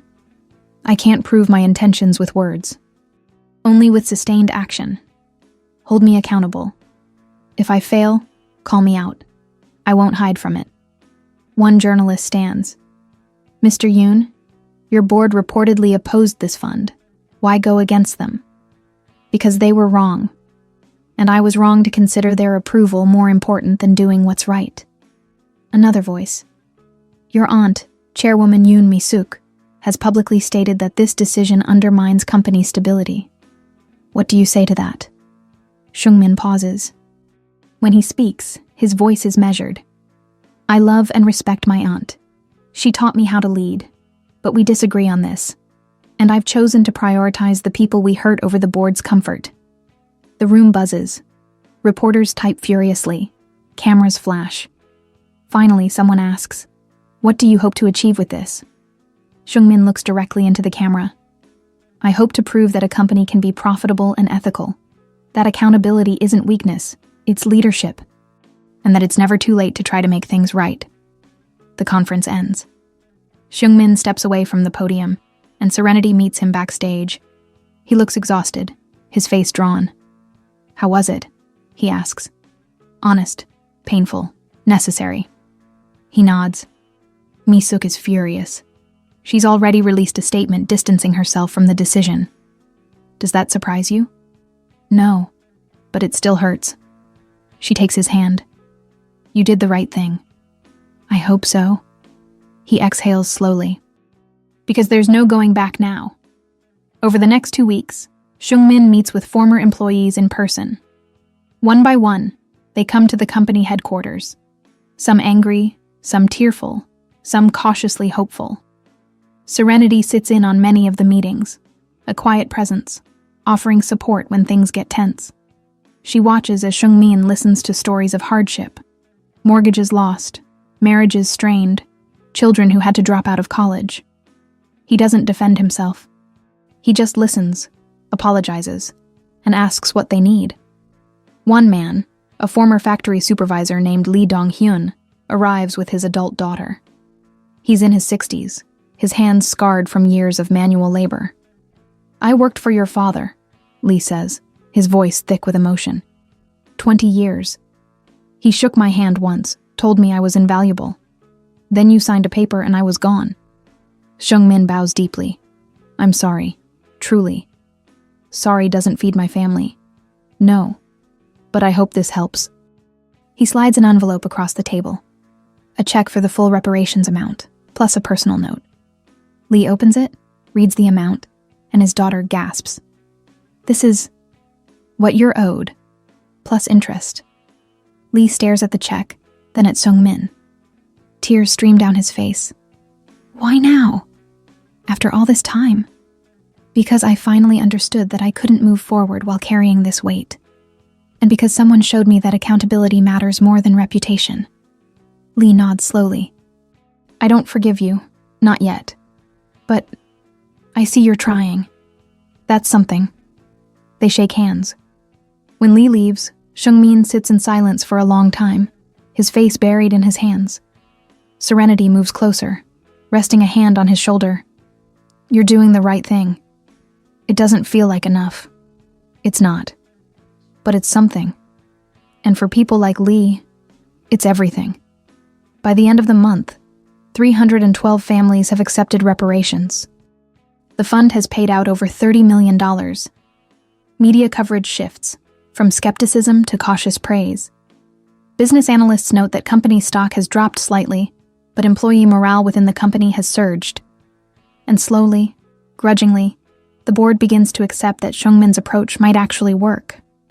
Yoon Mi-suk remains distant, her public statements cold and formal. But one evening, Jin-woo delivers a handwritten note to Seungmin. "You remind me of your father in the ways that matter, and you've surpassed him in the ways that count. Aunt." Seungmin reads it twice, then folds it carefully and tucks it into his desk. When Serenity asks what it says, he just smiles. "She's coming around." "That's good." "It is." He pulls her close, pressing a kiss to her forehead. "Thank you. For everything. For not giving up on me. I didn't do anything. You did everything." His voice is soft, earnest. "You made me see that caring isn't control, that love is presence, not management. That I could be more than the decisions I made at 25. Serenity tilts her head up, meeting his gaze. "And what are you now?" "Still figuring it out. But with you, I think I can." He kisses her, slow and certain, and she kisses him back, feeling the last walls between them crumble. This isn't a perfect love story. It's messy, complicated, built on a foundation of pain and repair. But it's real. And that's enough. Not everyone is ready to move forward. A faction within the board, led by an older executive named Director Shin, begins pushing for Seungmin's removal. They circulate a petition, gather support from conservative shareholders, and leak internal emails to the press. Yoon Seung-min's radical decisions destabilize company reads one headline. Board members question CEO's judgment reads another. The pressure mounts. Seung-min receives formal notice of a vote of no confidence, scheduled for the end of the quarter. If he loses, he's out. Serenity finds him in his office late one night, staring at the skyline. "You look like you're planning to jump," she says, trying for humor. Tempting. He doesn't smile. "They're going to vote me out." "You don't know that." "I do. Shin has 7 votes locked in. I need 6 to stay. I have 5. Who's the swing vote?" "Mi-suk." Serenity's stomach sinks. "Have you talked to her?" "She won't return my calls." "Then go to her. In person. Make her listen." "She's made up her mind." "Maybe. Or maybe she's waiting for you to fight for this." Serenity moves to stand in front of him, forcing eye contact. You've spent the last month fighting for strangers. Fight for yourself now. He holds her gaze, and slowly determination replaces defeat. You're right. I usually am. That night, Seung-min drives to Mi-suk's estate, a sprawling traditional home in the hills outside Seoul. She keeps him waiting for 20 minutes before finally receiving him in her study. Aunt, he begins, bowing respectfully. Seung-min. Her voice is cold. You should not have come. I had to. The board is voting on my removal. I need your support. You lost my support when you defied the board's decision. I made the right choice. You made an emotional choice. Driven by guilt and, if I'm honest, by that woman. She stands, her gaze sharp. I taught you to lead with logic, with strength.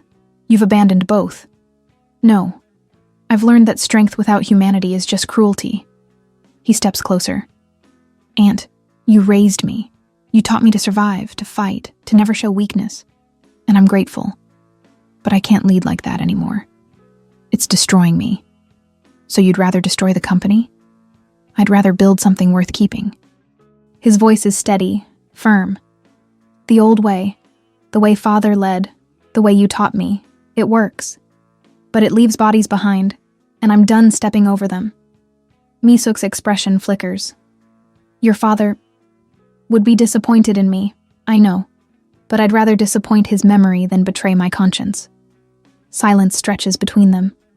Then finally, Mi-suk sighs. You remind me of him, she says quietly.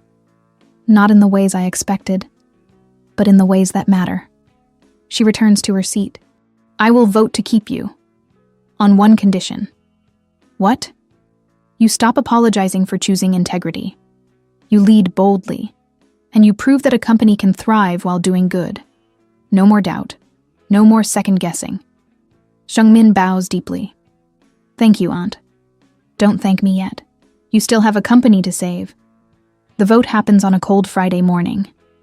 Serenity waits outside the boardroom, pacing, while Jin-woo sits calmly nearby. He'll be fine, Jin-woo says. You don't know that. I know him. He doesn't lose fights that matter. An hour later, the boardroom doors open. Seung-min emerges, his expression unreadable. Then he sees Serenity, and he smiles. I'm staying. She launches herself at him, and he catches her, spinning her once before setting her down. Jin-woo claps politely. How many votes? Serenity asks. 6-4, with Mi-suk abstaining officially but supporting privately. Shin walked out. Good riddance. Agreed. He takes her hand. Come on. Let's get out of here. They don't go somewhere fancy. Instead, Seung-min takes her to the small cafe near the hospital where they first had coffee weeks ago. It's quiet, unassuming, the kind of place where no one recognizes him. They order Americanos and sit by the window, watching the city move around them. What happens now? Serenity asks. Now we rebuild, continue the reparations program, implement the new app design, prove that this company can be both profitable and ethical. And us? He reaches across the table, taking her hand. I want you to stay, not as a consultant, as a partner. Help me build something better. In what capacity? Any capacity you want. Director of User Experience, Chief Ethics Officer, my girlfriend. He smiles. All of the above. She laughs. That's a lot of titles. You can handle it. Can I? She sobers. Seung-min, I came here to escape work, to figure out who I am outside of burnout and productivity. If I stay, I need to do it differently. Then we'll do it differently. Together. His thumb brushes over her knuckles. Reasonable hours, boundaries, actual vacations. I'm learning too. Teach me.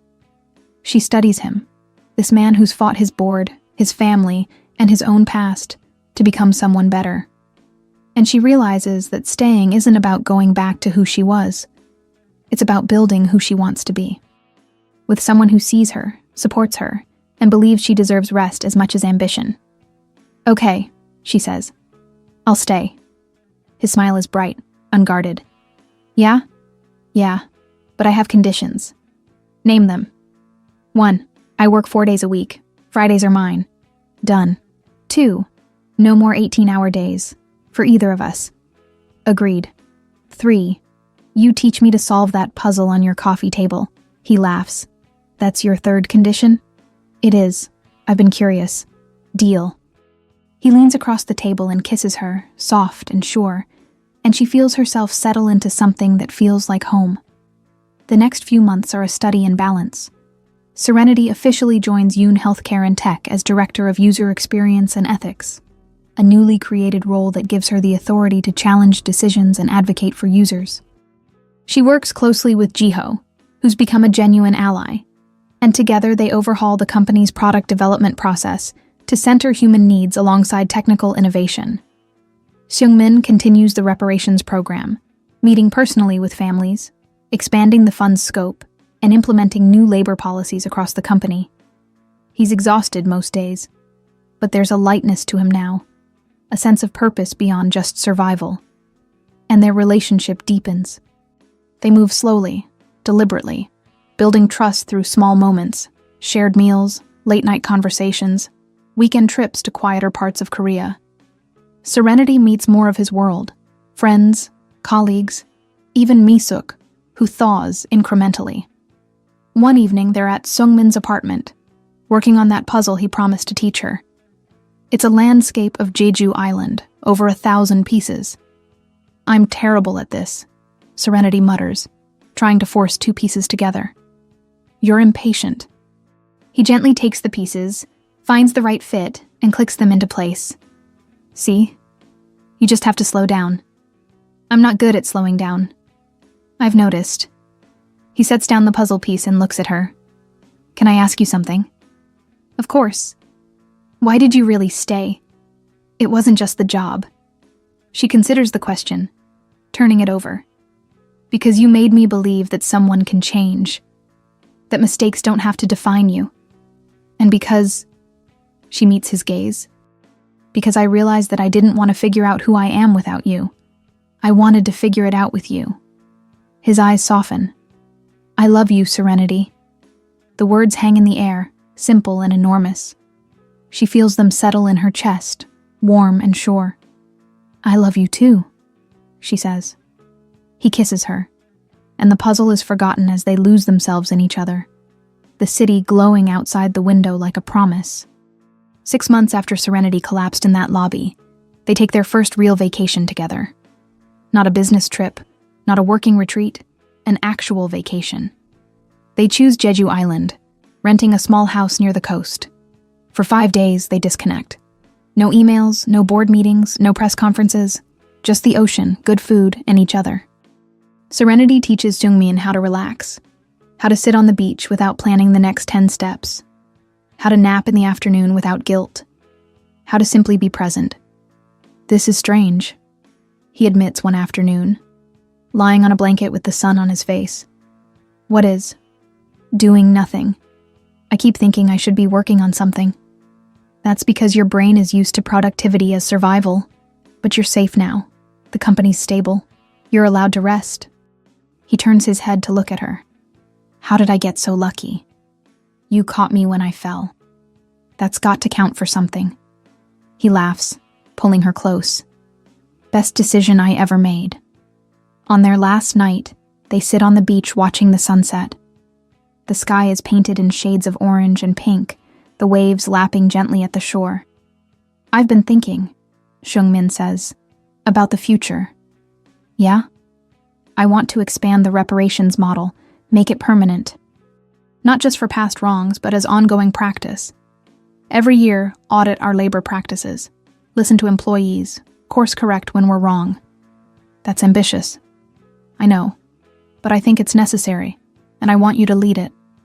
Serenity looks at him surprised. Me? You understand people. You hold me accountable. You're the best person for it. He takes her hand. What do you think? She thinks about how far they've both come. From a lobby where she collapsed and he caught her, to a beach where they're planning a future together. It's not perfect. There will be more challenges, more mistakes, more moments of doubt. but they'll face them together.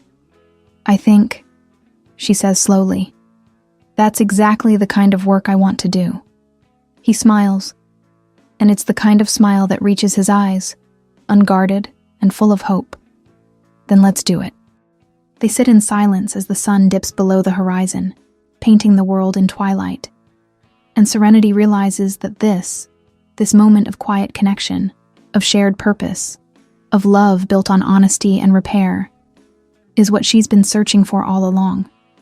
Not perfection, just presence, and the promise that when she falls, someone will be there to catch her, not to fix her, but to stand beside her while she finds her footing again. A year later, Serenity is in the middle of presenting the annual ethics audit to the board when it happens again. A young employee, a designer named Park Soo-jin, stands to ask a question. Halfway through her sentence, she sways, her face going pale. Serenity recognizes the signs immediately: the glassy eyes, the slight stumble, the way her hand reaches for the table but misses. Seung-min is on his feet instantly, crossing the room in long strides. He reaches Soo-jin just as her knees buckle, catching her with practiced ease. "Someone call the medical team," he says calmly, "and clear some space." Serenity is already moving, grabbing a bottle of water, kneeling beside them. "Soo-jin, can you hear me?" The young woman's eyes flutter open. "I'm sorry, I haven't been sleeping well. Too much work." "How many hours have you been putting in?" Seung-min asks. "Maybe 60 this week?" His jaw tightens. "That's unacceptable." "Who's your manager?" "Sajang-nim. It's not their fault, It's my fault." He looks up at the board members still watching. "This is why we have these policies. No one should be working themselves to collapse." He helps Soo-jin to a chair, then turns to Jin-woo. "Cancel the rest of the meeting and schedule a department-wide review of working hours. I want to know who else is burning out." Jin-woo nods and begins making calls. Serenity stays with Soo-jin until the medical team arrives. When the young woman is stable and resting in the company clinic, Serenity finds Seung-min in his office, staring out the window. "You okay?" she asks. "No." He turns to her, frustration and guilt etched on his face. "I thought we fixed this. The policies, the monitoring, the culture shifts. How did we miss her?" "Because systems aren't perfect. People slip through. What matters is that you caught her." She steps closer. "Just like you caught me." His expression softens. "I don't want anyone else to feel like they have to work until they collapse. Then we keep improving. We keep listening. That's all we can do." He nods, pulling her into a hug. "You're right, as usual. I usually am." They stand there for a long moment, holding each other while the city hums below. And Serenity thinks about how far they've come, from strangers in a lobby to partners building something better. It's not easy. It never will be. But it's worth it. 2 years after that first collapse, Serenity walks through the Yoon Healthcare and Tech lobby with a different rhythm. She knows the security guards by name now. She stops to chat with the receptionist about her daughter's upcoming graduation. She waves at employees passing by, people whose lives she's touched through the ethics programs she's built. The lobby looks the same. Marble floors, gleaming glass. That sign that still reads, "Redesigning life expectancy." But it feels different. Warmer. More human.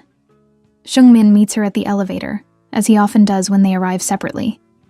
He's dressed in his usual sharp suit, but there's a softness to him now, an ease that wasn't there before. "Ready for the presentation?" he asks.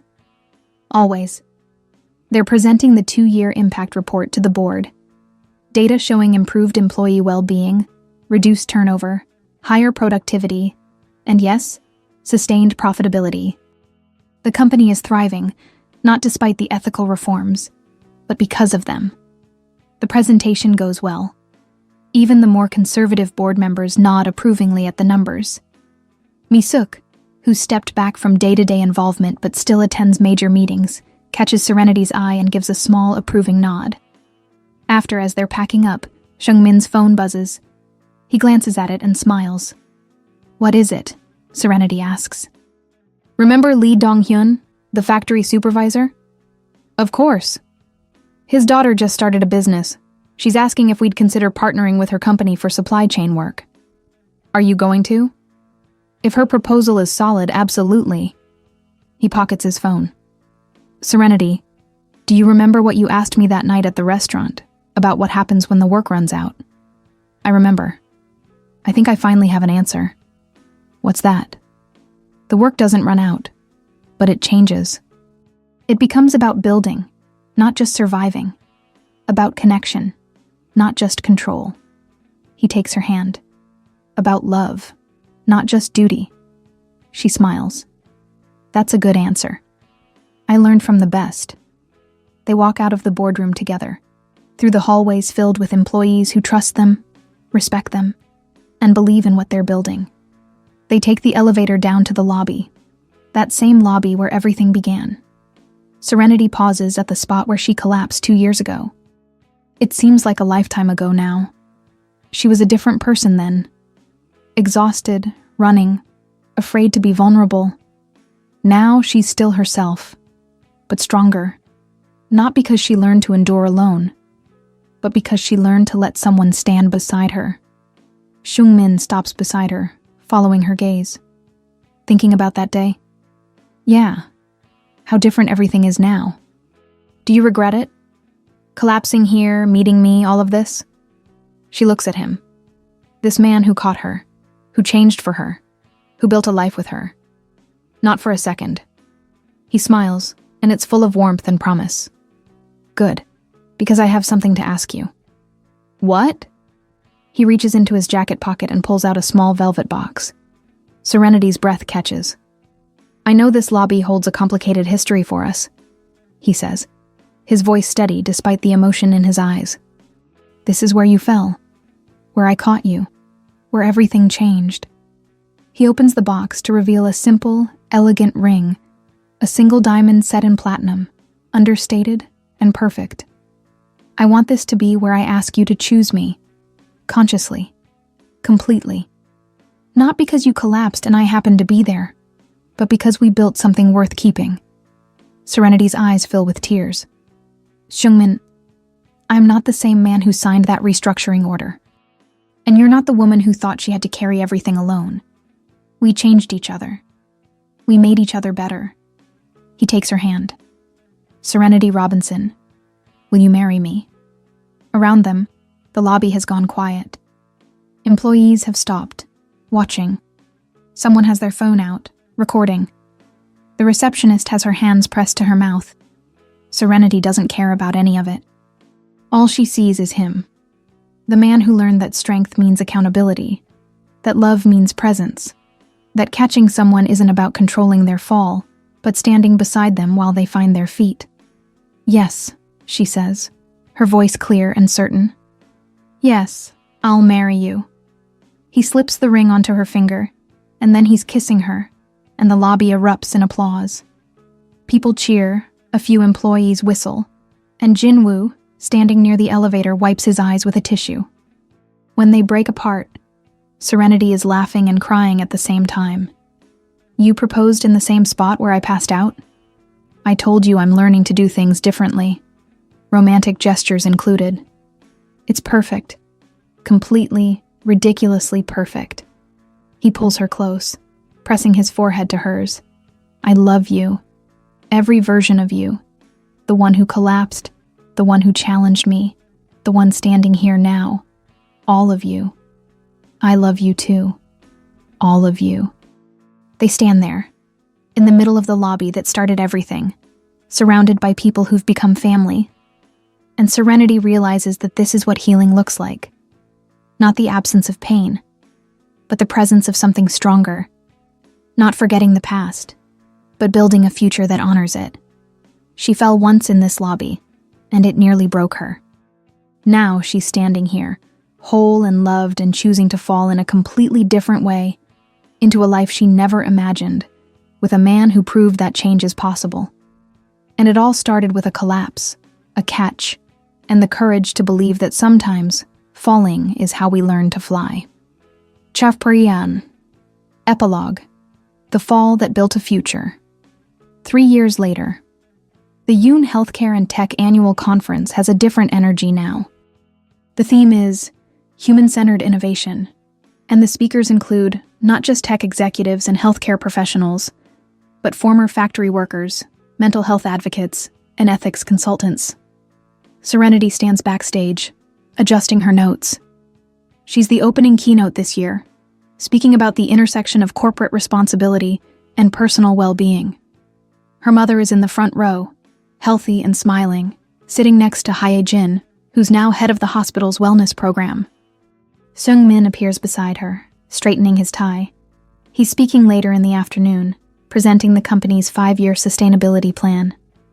Nervous? He asks. A little. You? Always. But I'm getting better at it. She squeezes his hand. They're both wearing rings now, simple platinum bands that match. They got married 6 months ago in a small ceremony on Jeju Island, surrounded by close friends and family. Mi-suk cried during the vows, though she denied it later. You're going to be amazing, he tells her. So are you. Jinwoo pokes his head backstage. Ms. Yoon, you're on in 2 minutes. Serenity still hasn't gotten used to being called that. Mrs. Yoon, Serenity Yoon. It feels foreign and right at the same time, like a coat she's slowly growing into. She steps onto the stage, and the applause is warm and genuine. The screen behind her shows a photo. The lobby of Yoon Healthcare and Tech, the exact spot where she collapsed 3 years ago. I'm going to tell you a story, she begins, about the day I fell apart in front of a stranger, and how that moment of complete vulnerability became the beginning of the most important work of my life. She talks about burnout, about the culture of overwork, about how her collapse forced her to confront what she'd been running from. She talks about Seung-min, not by name at first, just as the CEO who could have walked away but chose to stay. She talks about the factory closures, the reparations, the difficult conversations, and the slow, painful work of accountability. Falling apart doesn't make you weak, she says, her voice steady and strong. It makes you human. And being human, with all our flaws and failures and second chances, that's what actually creates change, not perfection, presence. The audience is silent, hanging on every word. She sees her mother dabbing her eyes, sees Hye-jin nodding, sees employees she's worked with, former factory workers who received reparations, journalists who covered the story, and she sees Seung-min standing in the wings, watching her with so much love and pride that it nearly takes her breath away. So here's what I want you to remember, she continues. If you're falling, if you're exhausted, overwhelmed, running on empty, please, let yourself fall. Find the people who will catch you, not to fix you, but to stand beside you. And then, when you're ready, do the same for someone else. Because that's how we build a better world. Not through perfection, but through presence. Not through control, but through care. She finishes to thunderous applause. As she walks off stage, Seung-min is there, pulling her into a hug. That was incredible, he whispers. We did it together. We did. Later, after all the presentations and networking sessions, they slip away to that small cafe near the hospital. Their cafe. They order their usual Americanos, simple and strong, and sit by the window, watching the city move around them. Do you ever think about how different things would be if you hadn't caught me that day? Serenity asks. All the time. He takes her hand across the table. I'd probably still be the man who measured everything in KPIs and thought control was the same as care. I'd be successful and empty. And I'd probably be back in the States, still burning out, still running. So we saved each other. We did. She smiles. Though technically, you caught me first. True, but you caught me in all the ways that mattered. They sit in comfortable silence. Two people who found each other in a moment of crisis and chose to build something lasting. The work isn't finished. It never will be. There are still employees who need support, still systems that need reform, still days when the weight of it all feels overwhelming. But they face it together. And that makes all the difference. Outside, Seoul glitters in the evening light, a city of endless possibility and second chances. And inside the cafe, a CEO who learned to lead with his heart, and a woman who learned that vulnerability is strength sit together, holding hands, grateful for the fall that brought them to this moment. Because sometimes, the best love stories begin not with a perfect first meeting, but with a collapse, a catch, and the courage to believe that broken things can become beautiful when the right person helps you pick up the pieces. And sometimes, the person who catches you when you fall isn't there to fix you. They're there to remind you that you were never broken to begin with. Just human, just tired, just in need of someone who sees you, really sees you, and chooses to stay. That's not a fairy tale. It's something better. It's real. And real, Serenity has learned, is worth fighting for. If you were in her place, if you collapsed and a stranger caught you, only to discover later that they were connected to your deepest pain, could you choose to see who they've become instead of only who they were? Could you build love on the foundation of accountability and change? That's the question at the heart of this story. And maybe it's the question we all need to ask ourselves. Are we brave enough to believe that people can transform, and that sometimes falling is exactly what we need to finally learn how to stand?